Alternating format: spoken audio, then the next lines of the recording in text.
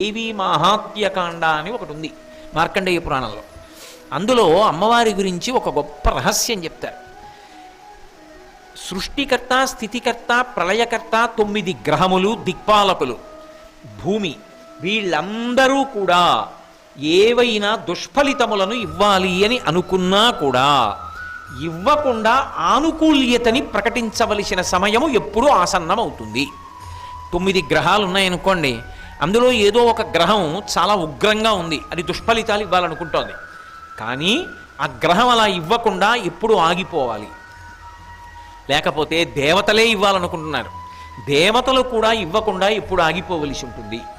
అంటే జగదంబని ఎవరైనా రోజు మొత్తం మీద ఒక్కసారి ధ్యానం చేస్తే, ఒక్కసారి అమ్మవారిని మనసులో భావన చేస్తే, అలా భావన చేసిన వాడు ఎవరుంటాడో వాడి జోలికి వీళ్ళు వెళ్ళకూడదు అని నియమం.